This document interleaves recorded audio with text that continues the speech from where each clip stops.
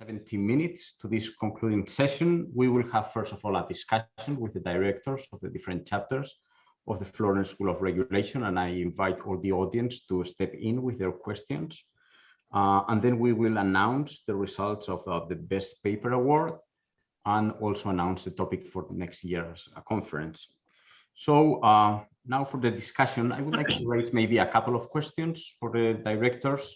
Along the conference, and it was already in the title, we have seen that there are new goals, new objectives in regulation, particularly linked to the green and digital transitions. Investment is always a challenge, particularly in a competitive environment where margins grow thinner. But now with these two objectives, these new objectives, it is becoming probably more challenging. Do you see a change in approach in public authorities, particularly at the European level?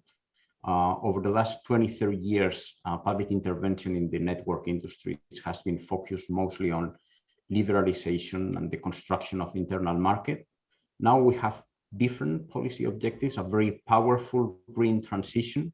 Can we see a more prescriptive intervention, not just the neutral opening to competition of the markets, but a more prescriptive intervention of public authorities? And then a second question, do you think that the existing regulatory frameworks that were built for the introduction of competition in network industries can cope with these new challenges? So we will make a round of interventions, follow the program. We start with Professor Finger. Okay, thank you, Juan. I'm not sure whether we see a change in approach. I mean, what we see is clearly that we now have these three parallel policy objectives: internal market, thanks to competition, promotion of digitalization, decarbonization. And the attempt I see is to bring this, in French we say, sous le même chapeau, everything under the same hat. And you know, and I think that's the big challenge. And you outline, you know, investment is just one, because, you know, where do you put the priorities of investment? Is digitalization the priority? It's for decarbonization, but we don't want to distort the market.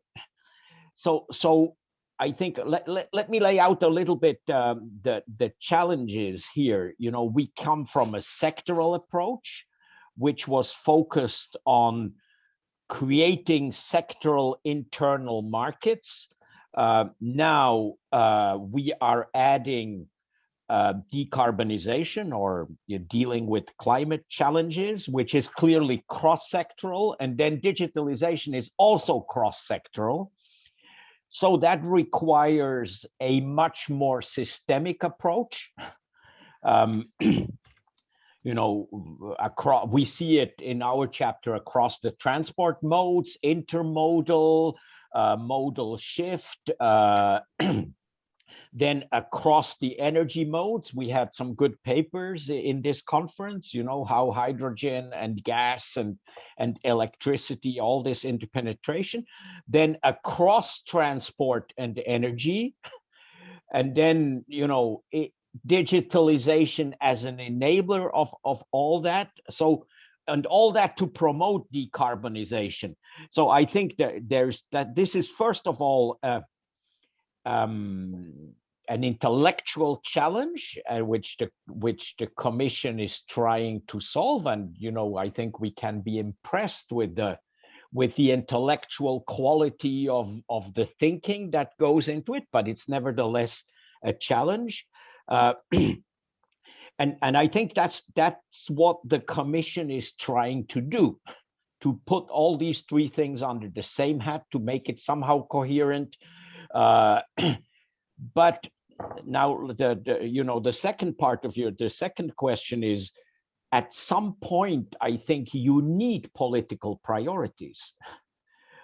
You cannot just technocratically put all the three things under the same hat, and that's where the things get difficult, because the Commission cannot set the political priorities by itself. By definition, there will be political priorities, and it seems that decarbonization is the political priority.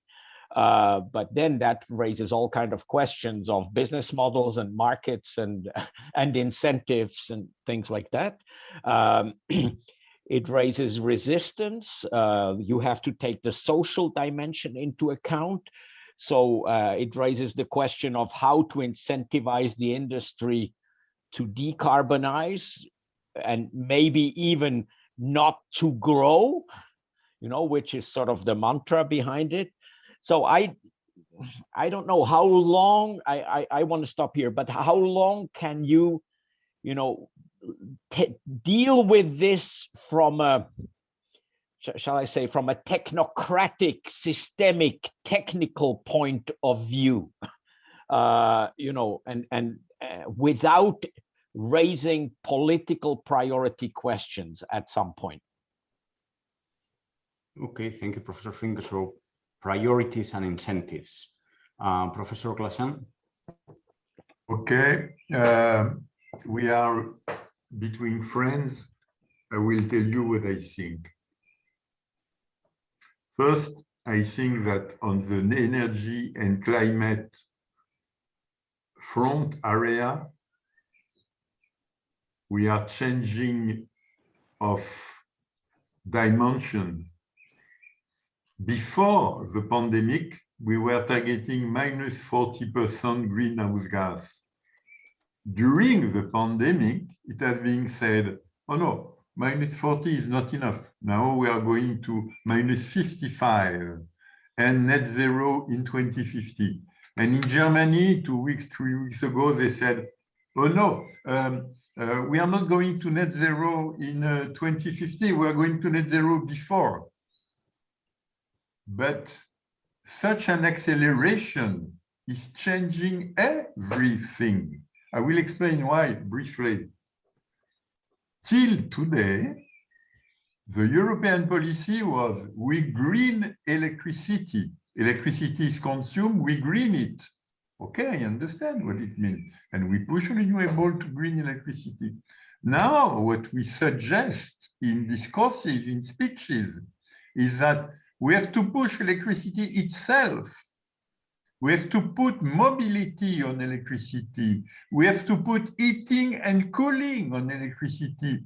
We have to put the industry, the cement, the steel of electricity. And we have to put the ships and the planes, not electricity because we won't be able, but on something coming from electricity or similar clean energy.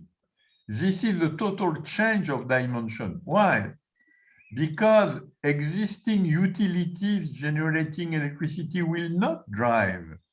It will be the car manufacturer. It will be the heater manufacturer.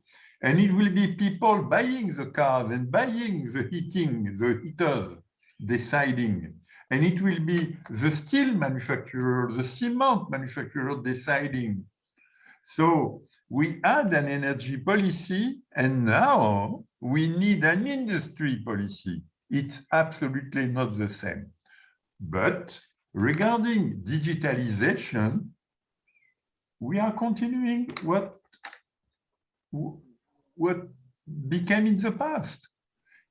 Electricity wholesale markets are coming from computers, from the mainframe of IBM.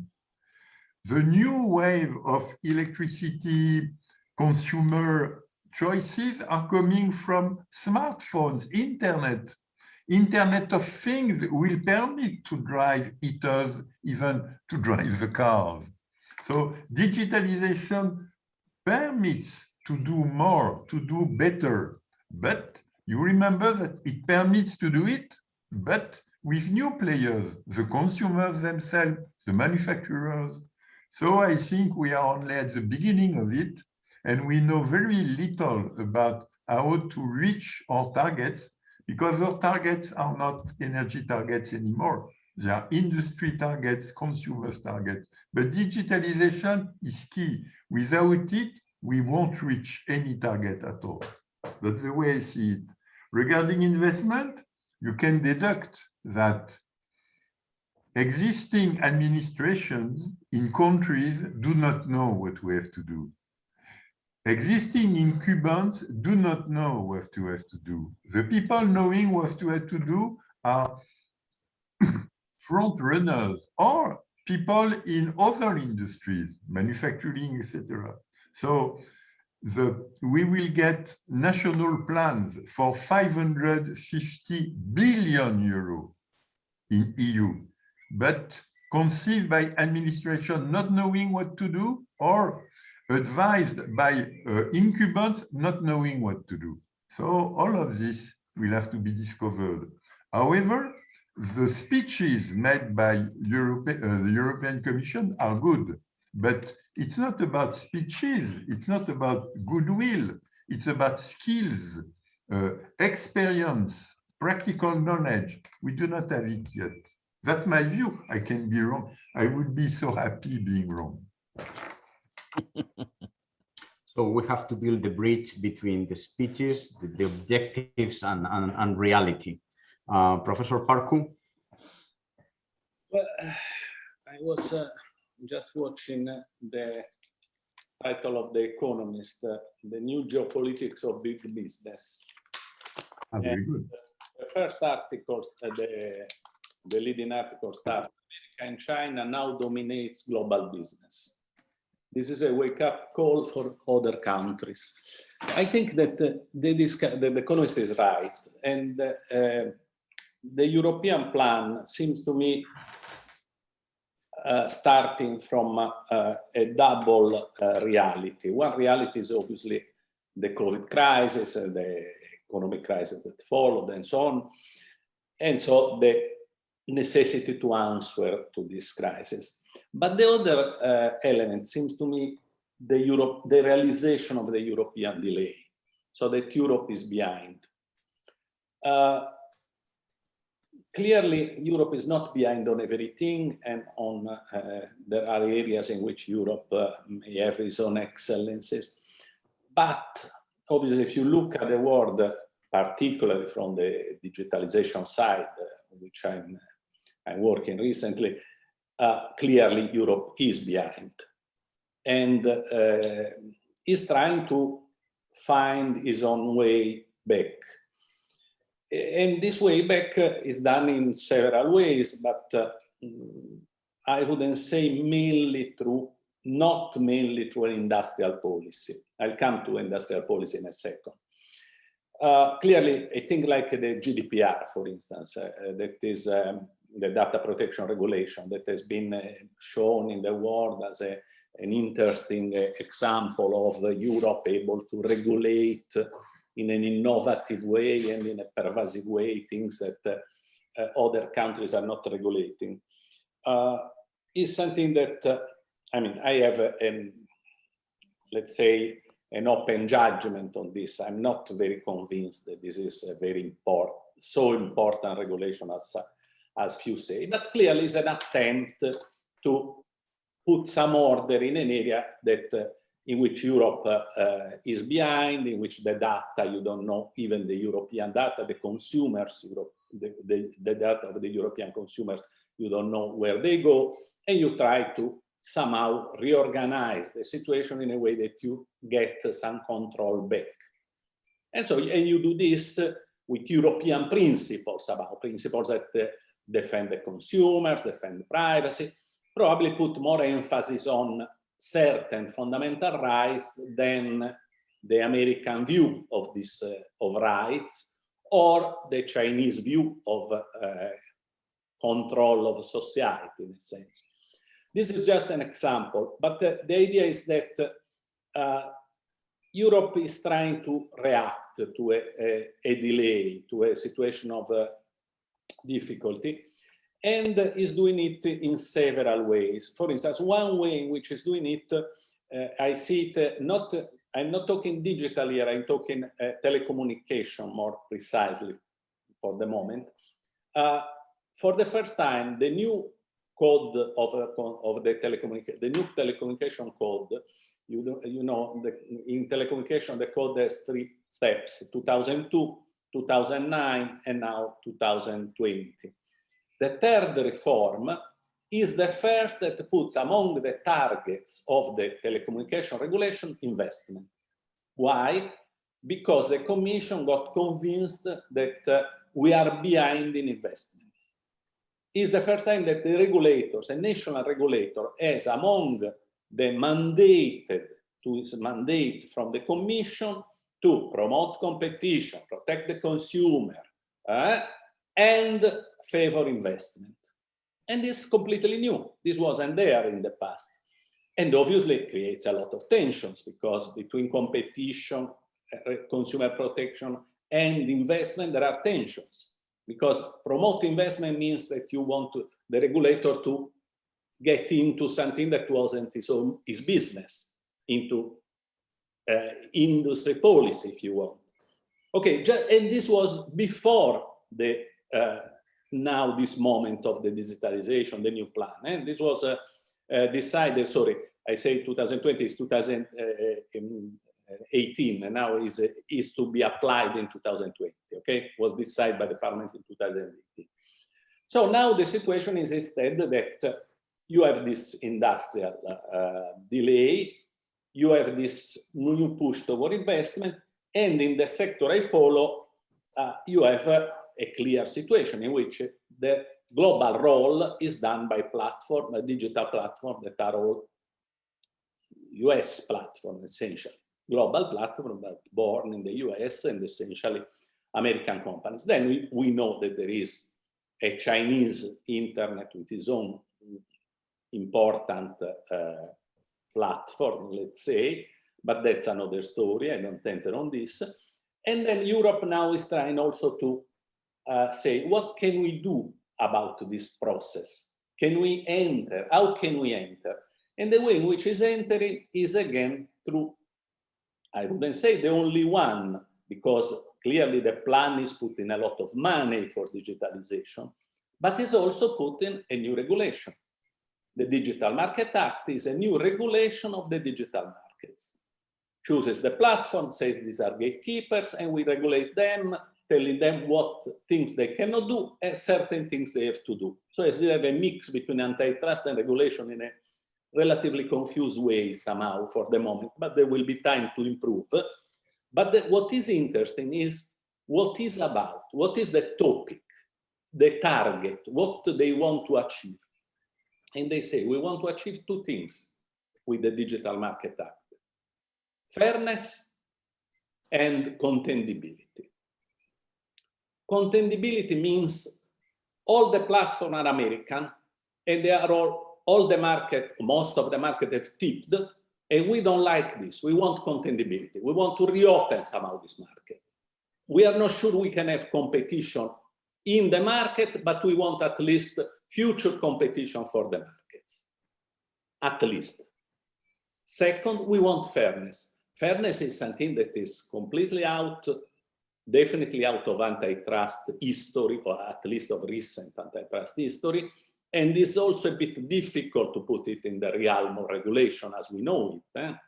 We know that there are pieces of regulation, universal services and things like this that have something to do with fairness. But fairness is a difficult topic. I think that for the moment, the regulation as it's designed is completely inadequate to the targets. It's very interesting, very strong, very pervasive, but very far from reaching the result.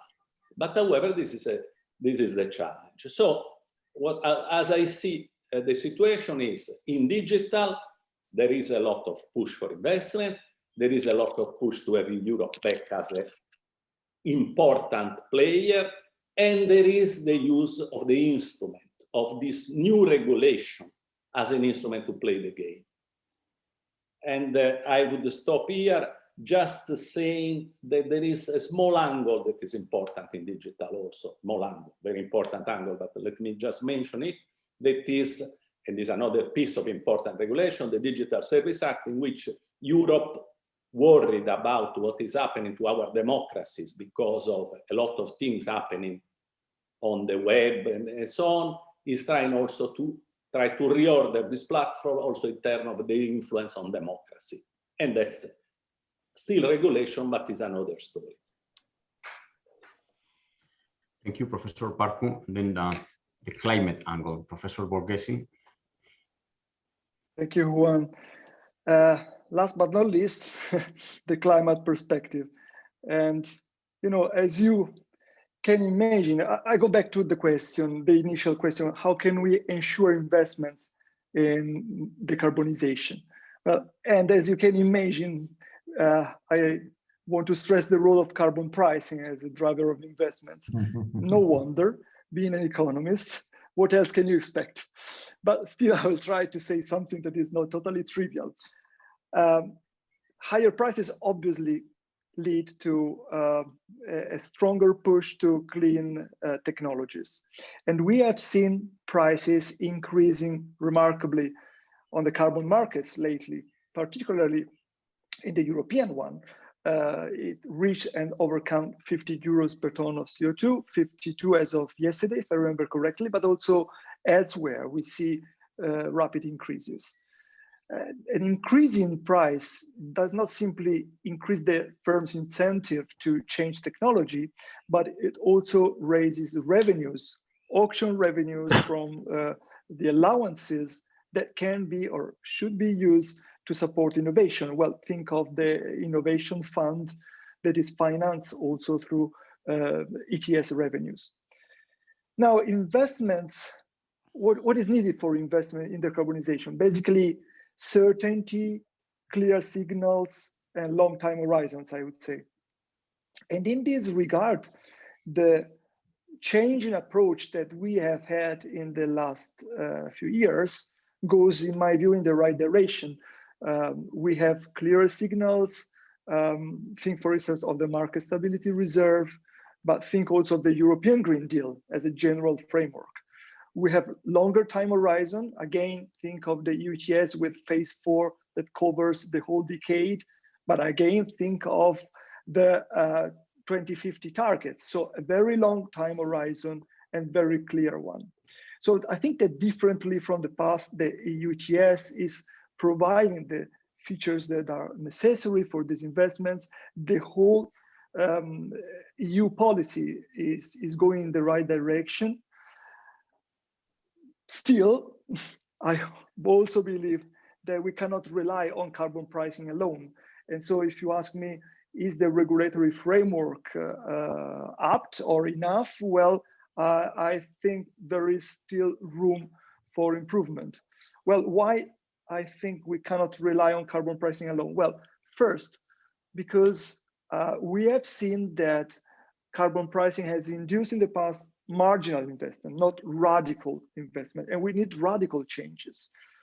Well, you may say that this obviously depends on the fact that carbon prices was so low in the past, but still we saw more innovation than diffusion so far. Secondly, carbon prices proceeds very differently across jurisdictions. Take China, for instance. The ratio in carbon pricing between China and Europe at the moment is approximately 1 to 10. The price on the pilot projects, pilot emission trading system in China is about 5 euros. And in Europe, as I said, is 50 euros. So this creates a possible incentive in the future for delocalization rather than decarbonization coming from higher carbon prices. And we need to address this with new regulatory instruments. And finally, I don't think carbon price alone can do the job because of acceptability problems, since it brings about competitiveness effects, distribution effects. There is an upper bound of what you can do with carbon pricing. For this reason, I think we have to work a bit more probably on the other accompanying measures in terms of regulatory, within the regulatory framework. I think in this sense, and I agree with Jean-Michel, I believe that digitalization is key because it really comes hand in hand with decarbonization. And as we wrote, Jean-Michel, remember, in a working paper, maybe a couple of years ago, digitalization is what we need to pass from climate fools to climate friends, basically. Because digitalization is a pervasive phenomenon that goes from production to consumption, from houses to neighborhoods to cities. And there are plenty of examples in which it can help us decarbonizing. Think, for instance, of the improvement to the MRV, the monitoring system, to localize emissions and so intervene better. Take, for instance, methane emissions problems. Think of energy savings through self-dealing buildings or automated homes. Think of fuel savings from self-driven cars or automated traffic management. So there are plenty of examples. It is true that if we have to proceed faster on decarbonization, we probably need to proceed faster on digitalization. And so while I believe that decarbonization policies have a good regulatory framework which can be improved, probably the digitalization side needs to be further strengthened if we want these two things to go hand in hand much better in the future. Thank you, Professor Borghesi. We can now go for a round of reactions. Professor Finger. Okay, thanks. Okay, let me make it a little bit more explicit. And actually, I'm very much in line with Jean-Michel on this. I think the priority clearly, as we can see, it's more than a priority, it's urgency from what we hear, is climate, okay? This is the urgency, and Pier Luigi, I think in climate, Europe is not reactive, it is a forerunner, at least in the vision, in the ambition, and so globally. So that's the urgency, that's the priority. We need to decarbonize. And Jean-Michel, I'm totally in line with you. This is about industrial policy ultimately, okay?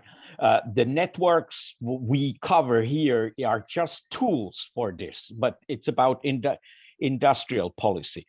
And so we decarbonize, and again, I agree with you, Jean-Michel, it's about electrification. We want to electrify everything. Okay, but okay, electricity, I'm sorry, still has to be produced from somewhere, you know, and so, you know, physics still apply somehow. So, okay, we want to electrify, and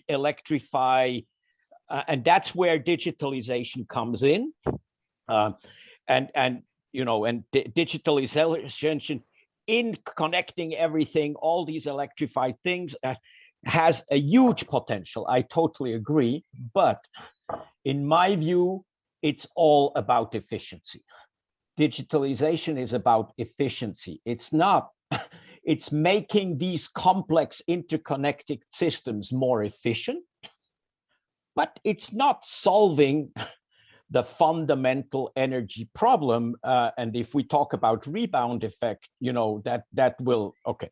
So now here, and I'm coming to you, Pier Luigi. Yes, digitalization, we are behind, we are reactive, we missed the boat, and we are trying to catch up, and it is about geopolitics. And my last element is about the internal market. The internal market was a tool to create a politically integrated Europe. And we did have a sectoral approach, but now, because of the global, and we could have industrial policies that are European, but because of the global challenge of decarbonization, because of the global challenge of digitalization, where it's geopolitics, we can no longer have a simply internal market approach, and that will be the limit of the pure market instruments. And Simone, you just illustrate that the carbon price will be ultimately a global price, And so, you know, we had a very good framework in Europe of creating an internal market, and thanks to internal markets, a unified, politically unified Europe. We were overtaken by the global urgencies and suddenly realized digitalization. So, you know, I think we have to set these political priorities at some point, and that will be the limits to the pure market approach. Thank you. Professor Glachant? Yeah, I'm happy to be aligned with Matthias, Simone, but I am also aligned with Pier, Luigi, and you are going to see why. When we say digitalization, most of the time we think private life, so social media and dating. We think supermarket, and we think TV. So TV has become Netflix, supermarket has become Amazon, private life has become what you want. Facebook, Twitter. It does not matter much. This is Americanized. Is it cultural or because of innovation and opening of the market? Make your choice. I do not care much because I nevertheless think that Europe is so advanced into energy and climate policy that digitalization of consumption of energy and digitalization of energy itself, we can still be world leader. It's still doable. And when the European Commissioner said 2 weeks ago in a Toulouse, the Toulouse School meeting, said, in car industry, we are creating the digitalization of the car industry. And I can promise you that the European car industry will totally master the car industry clouds and the car industry digitalization. I trust him. Maybe he's wrong, but I nevertheless trust him. I think we can make it. But if we make it into the digitalization of consumption, digitalization of energy, it won't solve at all digitalization of private life, supermarket, and TV and other media. So we have 2 worlds of digitalization. Now, I'm also okay with Matthias on, but Jean-Michel, you are joking. You are telling me that we are going to electrify 70% of energy consumption, and you are telling me that energy industry is not key. So I do not retreat because electrification will be delivered by industry manufacturer and investors, including private investors. They will be the one opening new areas of consumption. And that's why I was saying it's an industry policy, etc. However, we will have to deliver. Only to go to 2030, the max EU can invest in wind and solar will only green existing electricity consumption. We will not do anything to green electrical mobility. We will not do anything for green heating and cooling. We will not do anything for green industry manufacturing. We will only green existing consumption. We are very far from our own targets. And to deliver clean mobility and clean heating and cooling for households, Matthias is right again, we can expect 3 times less consumption of energy. So the key is not what we call electrification by the meaning electricity. The key is that by shifting to existing modes of consumption, to electrical mode, we will consume 2-3 times less. This is key. So it is efficiency being key. Then we will have to deliver this electricity. To deliver this electricity, we may say that roughly we will have to double the amount of clean electricity, that we target for 2030. So in 2030, we will have more than double renewables. We will have to double them again. So you see the challenge. The challenge is so big that we will have to plan the grids. We will have to plan the offshore parks.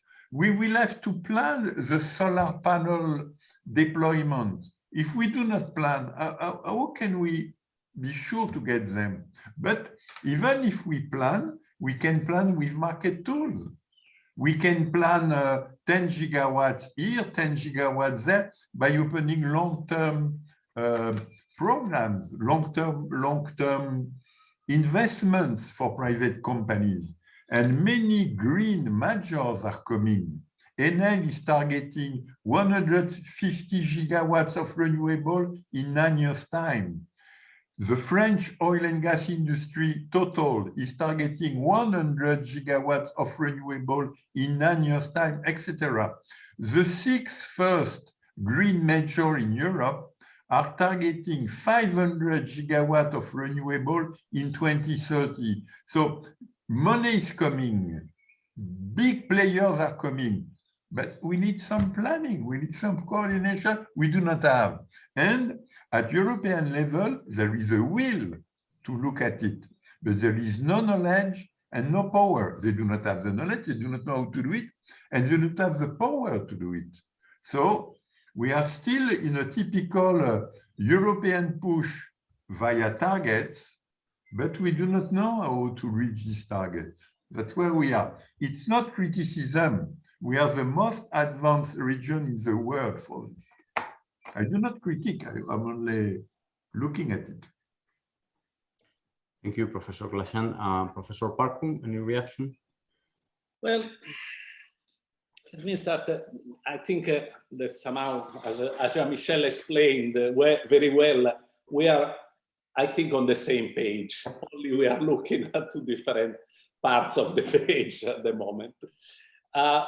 Okay, let me start, however, back from Europe. I think we are doing this discussion after Brexit. So Europe has just lost one of its most important countries.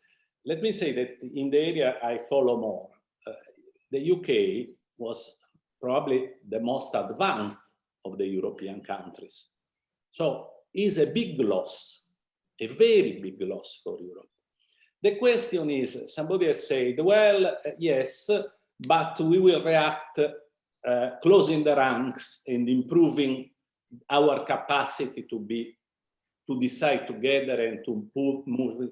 Yes, Jean-Michel is right. We should hope for this. But from what I'm seeing on, for instance, fundamental rights for a moment, okay, we have a major issue with certain countries. So we are not, I don't see this improvement after the UK left. I see worsening, I see worries.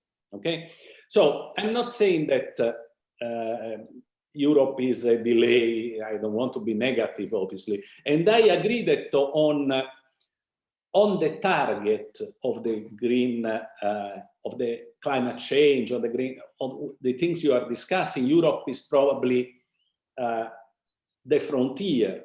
But if you want, also on digital, in certain aspects, Europe is the frontier. On the defense of the rights, I was mentioning the GDPR. I'm not a great fan, but clearly it's much better than what they have elsewhere.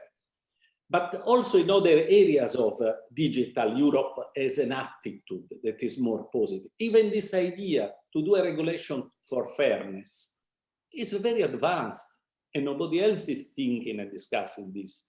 Even the idea to do a regulation for contentability, after you have all these platforms that are dominant all over, and they have been there for 15 years, so we know that competition is not a click away, no? We are now know that it's not a click away, because these are the most powerful companies of the world, and they buy companies over companies, buy ideas over ideas, they have a lot of cash, so competition is not a click away. Competition is a bit far for the moment. So that's what I think that clearly we need Europe to act together, to put this act together. In digital is happening. as I understand from what you were saying, this is happening also in climate change, in the effort to sustainability and so on. But it's not easy. What I see is a serious difficulty. And let me mention another area that is similar, similar and worrisome as the other areas from my point of view: artificial intelligence. Europe is doing much better than others in discussing the, how can I say, discussing the framework, attempting to create the limits, attempting to create the envelope of this. But then, in reality, on the research, we are not ahead. We are much behind the US, much behind China. We have something good in robotics. There are pieces in which, as usual, there are pieces in which we are okay. But if you look at the whole picture, we are behind. So I think that we really are, we have a lot of challenges and we have a lot of good ideas and good principles, but I don't see us as front runners at the moment. Let me put it this way. Thank you, Professor Borghesi. Yes, thanks. I couldn't agree more with Matthias, obviously, on the fact that the urgency, the absolute priority is climate. But this is, you know, I'm talking pro domo mea, as the Latins would say. And I believe that we are forerunners in this field. We have to say that probably we are at the frontier in the climate policies because the others were missing, because we had a gap in the US climate policies in the last few years. So, I mean, I hope we will be challenged in the next COP and the next years by the US and by the others. Certainly, as Luigi was saying, Brexit is a big loss. Even in the climate context, certainly the UK role was key. But I don't think that this loss will be detrimental for Europe, in the sense that I don't think we will have climate policies that set apart. The climate urgency is so big, and the cooperation tradition and the need to cooperate is so strong that I think we will keep working together. And actually, the COP26 is a great opportunity for the UK to come back and have a central stage in the climate policy. I think from a political viewpoint, it's a great opportunity for Boris Johnson after Brexit to have the UK being central again in this context. So if you look at things from different perspectives, you obviously have different stories in a way. And the other thing I wanted to stress, again, I agree with Matthias on this, the rebound effect. As an economist, I'm worried about the rebound effect since Jevons, since the very beginning. And we know that this has happened, may happen in many different contexts. So we should be very careful how we electrify, and we should be very careful that our electricity, our energy in general, comes from renewables, not back from fossil fuels. I think there is always a bit of a risk, maybe not so much in Europe, but more in other jurisdictions. And so we have to keep a close eye on this. This would be, actually was one of the things I wanted to say. I didn't want to take too much time. And the other thing is the resource constraint. We have to take care of the resource constraint because this might be the new frontier at the global level of the problems. I'm thinking of, say, lithium, to take an example that everybody has in mind right now. And so there might be a shift in the constraint from oil to these new resources, which would affect the geopolitical situation, the geopolicy of, let's say, of energy, as to use the terminology that Luigi, geopolitics, was using a moment ago. Okay, thank you. We have 10 minutes for questions from the audience. Let me start with a very focused question on energy. Do you see the current renewables momentum, new zero net targets and recovery plans impacting positively early stage? It's over. It was a question about hydrogen, solar-driven hydrogen production. So do you see all these new policies, this new policy objective possibly impacting solar-driven hydrogen production? Glachant? Yeah, it's a good question. And it's a typical question of target-driven policy. We have a target for 2030, how to reach it. And we have seen that to reach it, we have to start electrification. But there is many things we cannot electrify. Which ones? It does not matter much. It can be the planes, it can be the intercontinental boats, it can be parts of the industry we cannot electrify. So we need something else. We need clean molecules. How to get green molecules, etc., etc., etc. And then we are discovering that what we call energy policy is not energy policy.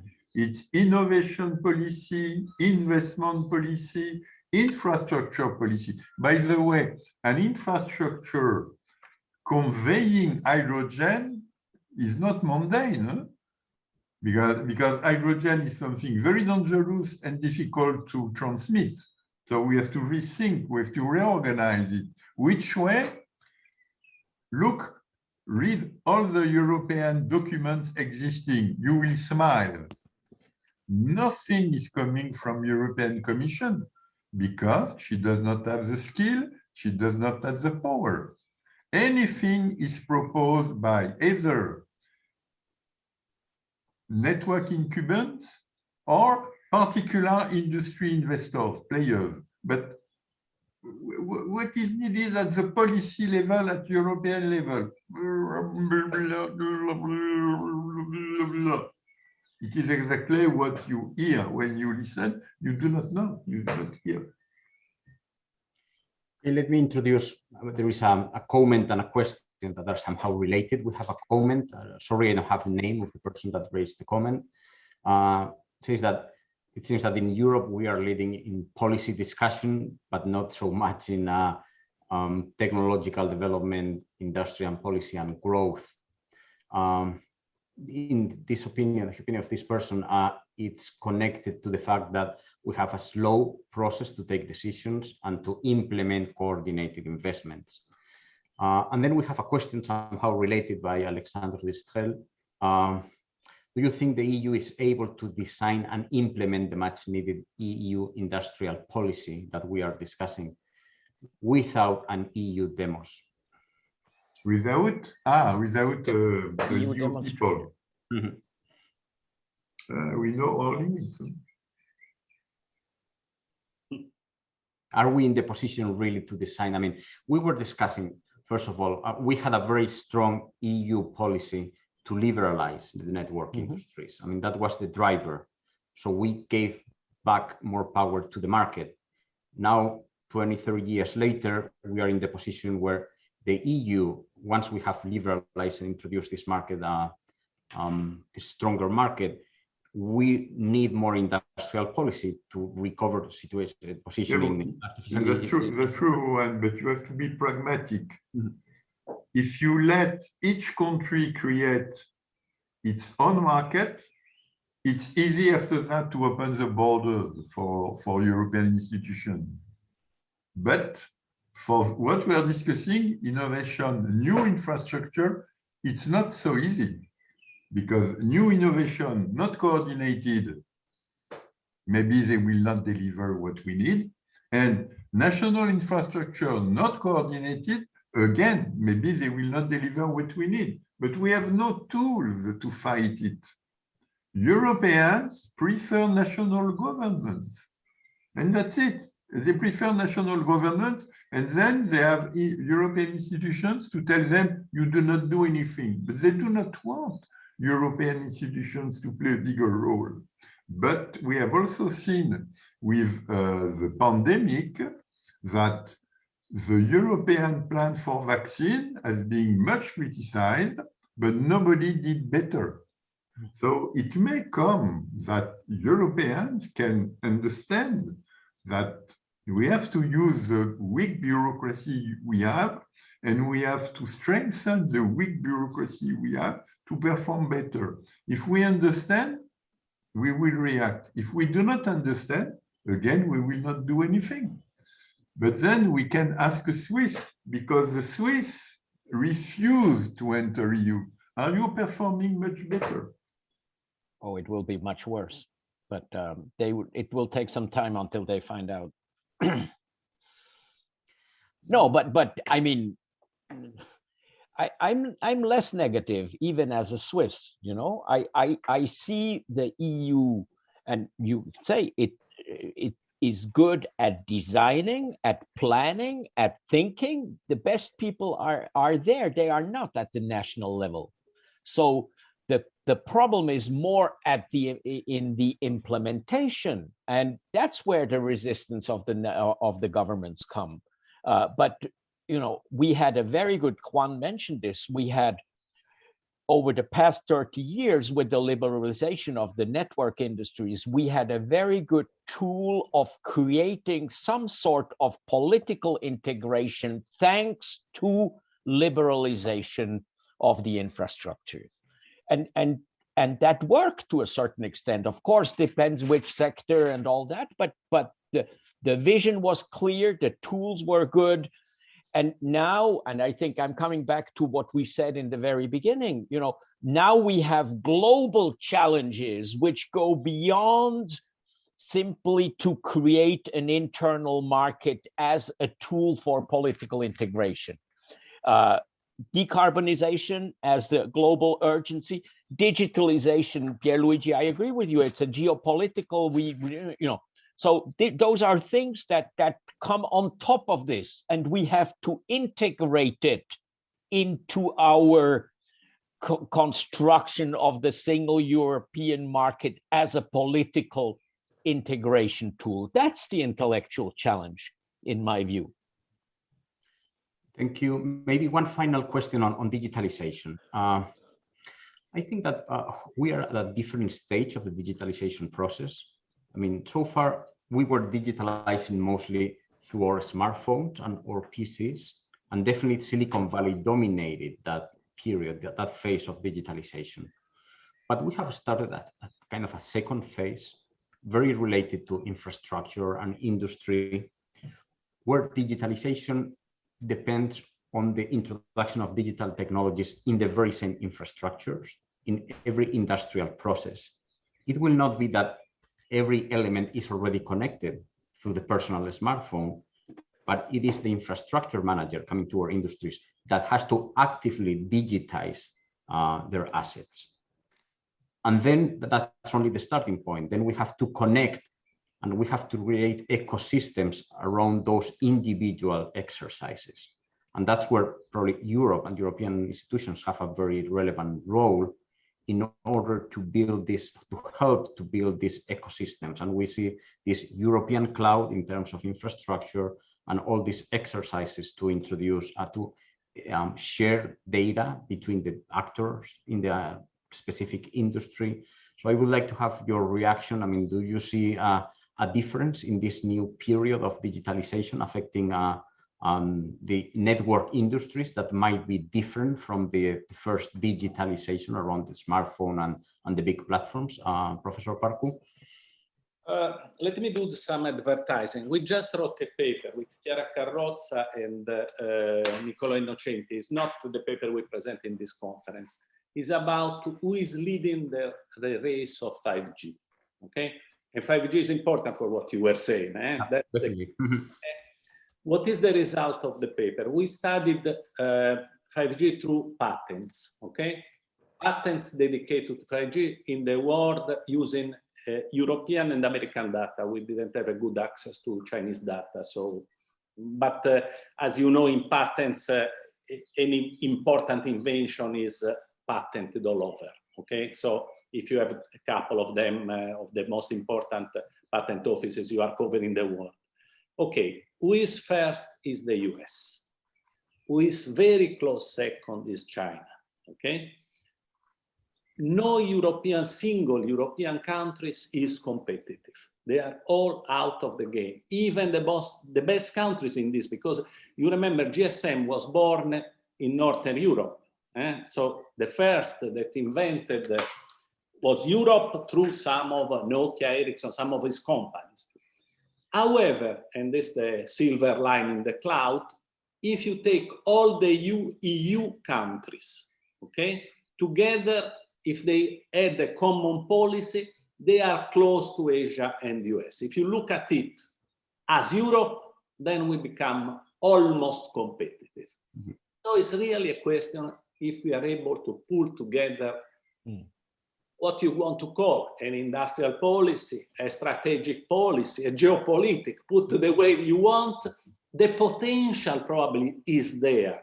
It's not easy, and we are behind, in my opinion.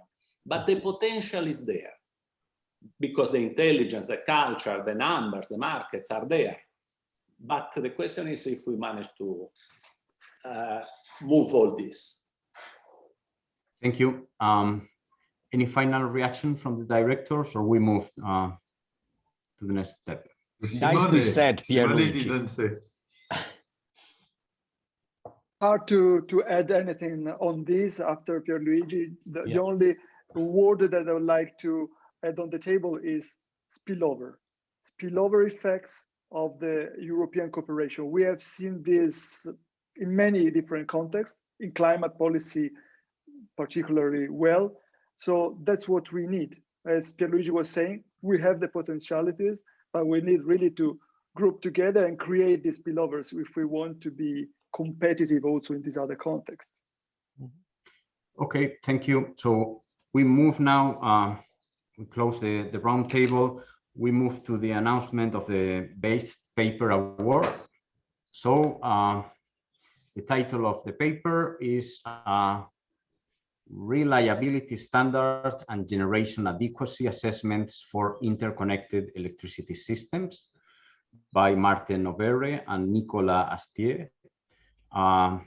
Maybe Professor Glachant, do you want to say a few words before we... I will not speak to Martin and Nicolas because if I do, nobody will understand what I am saying. I will speak to people not knowing electricity system. But if you do not know electricity system, Martin and Nicolas, of course, congratulations, etc. But I'm explaining to others why the paper is so interesting. If you do not know electricity system, you, however, know that electricity can stop. It's very different from petrol. Petrol can explode, but if you have petrol in your car. But electricity can stop flowing. And electricity can stop flowing when we are consuming it too much. So it doesn't like to have discrepancy between generation, production, and consumption. And it happens. So everybody knows that it can happen. So we have policies to keep it flowing, to keep it working. We call it reliability. It's easy to understand. It means security. It's a kind of security, but it is called reliability. And this is the responsibility of someone having a mandate. This guy is called a system operator. He has the mandate of not keeping the planes flying, but keeping the electrons flying. Well, everybody understands till now. I'm sure everybody understands. Even my kids can understand it. But in Europe, that's very strange. We have European this, European that, European reforms, European policy, but the system operators are national or even subnational. In Germany, in Denmark, they are subnational. But how could they deliver reliability at the European level? And even if they deliver, do they deliver it in the good way or in a bad way? Everybody is protecting his country, and therefore we are not efficient at all because we are protecting too much instead of helping each other. That's the study of the paper. And last thing, you understand that it is really key to know what generation units we have available, because if demand is high, generation units have to deliver more electricity. So to have a good reliability, you have to have a good assessment of generating units. And what we call a good assessment of generating units, we call it generating adequacy. Is generation adequate, capable to answer demand? Is reliability delivered, then foreseen to be delivered? And the question is, should this be done at national level or subnational level, or taking into account all the interactions? And these damn guys had an idea how to deal with the issue, and they have numbers to demonstrate what is a good approach of it. Now they can explain what they did. And I met Nicolas 3 years ago when he was working for the French regulator. And I'm very happy that you are at Stanford. It shows that you can work in practice, come back to research, etc., etc. So congrats to both Martin and Nicolas. You have the floor back, Juan. Martin, thank you. Martin, maybe you want to say a few words? Thanks a lot for these kind words, and thank you for summarizing why we think our subject, our paper is important. Because you are correct. One of the main findings of our paper is that we need to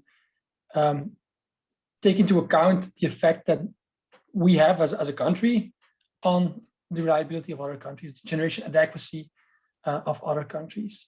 And but I should be acknowledged that what ESA is proposing in terms of the European resource adequacy assessment is a big step forward from the national approach that we used to have in the previous decade. So we show how what they're proposing is a good solution, but we also show in like a theoretical model and an illustration how that approach can become even better and yield more benefits. I think that's the 1 minute summary. And if Nicola wants, he can always add more, but thank you.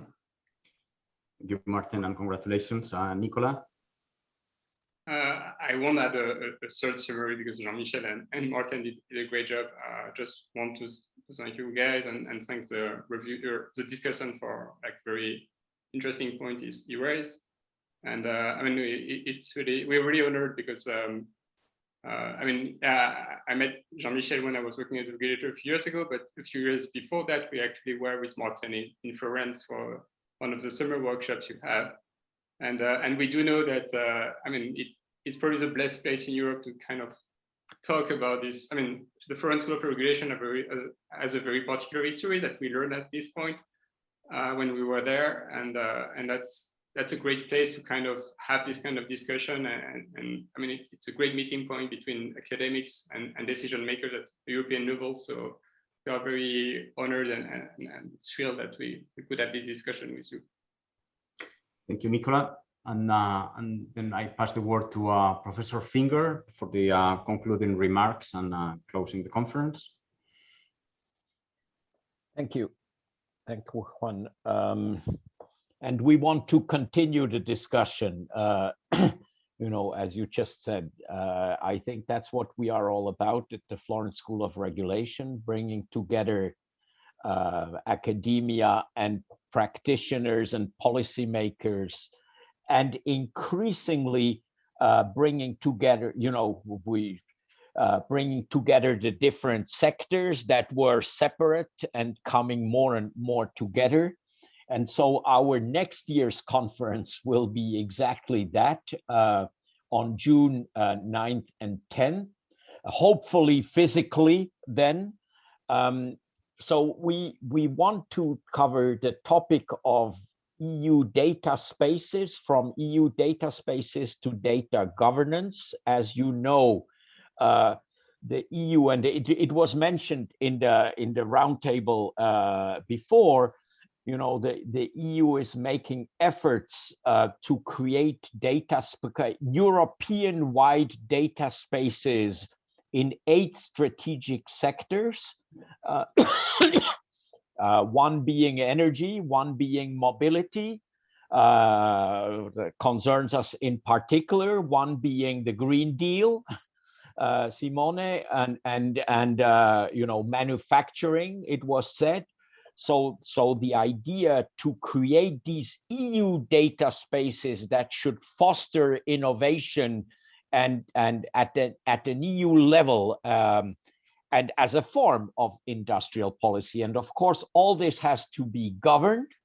And we have, Pier Luigi has mentioned the different efforts of governance here, the Data Act, the Digital Services Act, GDPR, the AI Act, you know, so we want to bring this, the Florence approach to this time to the digital level and having a more integrated view. So we hope to see you there with papers, and hopefully physically we will be there.